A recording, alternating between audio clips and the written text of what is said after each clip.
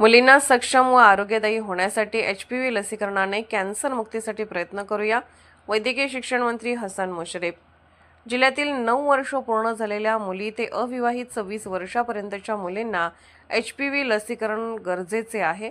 तोंडाचा, स्तन व गर्भाशय पिशवीचा कर्करोगाचे प्रमाण अधिक आहे.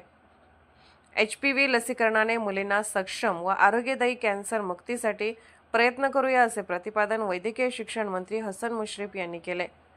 गडिंग्लज नगर परिषदेच्या छत्रपती शाहू सभागृहात आयोजित HPV लसीकरणाच्या नियोजन बैठकीत ते बोलत होते. श्री मुश्रीफ म्हणाले, देशात दर 8 मिनिटांनी एक महिला गर्भाशयाच्या कर्करोगाने मृत्युमुखी पडत असून हे थांबायला हवे. या कर्करोग मुक्तीसाठी ह्यूमन पॅपिलोमा व्हायरस HPV प्रतिबंधक लस ही मुली व महिलांसाठी आरोग्यदायी आहे. मुलींच्या शरीरावर, प्रजनन क्षमतेवर कोणताही परिणाम होत नाही. कागल तालुक्यात मोठ्या प्रमाणात लसीकरण सुरू आहे. गडिंग्लज, आजरा, उत्तूर भागातील मुलींनी लसीकरण करून घ्यावे. शिक्षक पालकांनी शंका निरसन करून लसीकरणासाठी आवाहन मंत्री हसन मुश्रीफ यांनी केले आहे.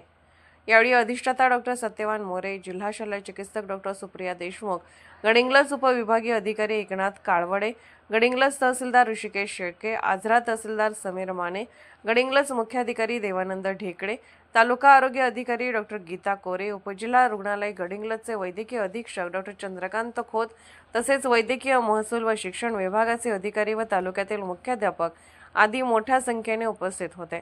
कार्यक्रमावेळी अधिष्ठाता डॉक्टर मोरे यांनी जिल्हा शल्यचिकित्सक डॉक्टर देशमुख यांनी कर्करोग मुक्तीसाठी ह्यूमन पॅपिलोमा व्हायरस प्रतिबंधक लस विषयी माहिती देताना उपस्थितांचे शंका निरसन केले.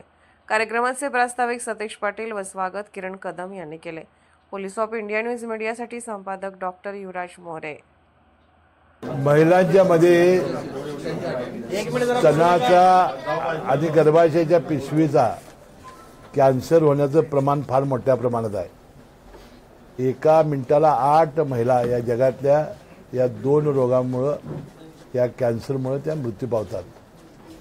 यावर आता गेल्या 18 वर्षापूर्वी गर्भाशयाच्या पिशवीचा लसीचा शोध लागलेला होता आणि आपल्या देशामध्ये सुद्धा 2 वर्षापूर्वी ती सुरू झालेली आहे. वयोगट 9 ते 26 लग्न होईपर्यंतच्या मुलीला आपण देऊ शकलो तर हा कॅन्सर होत नाही. आता जागतिक आरोग्य संघटनेने WHO जाहीर केलेला आहे.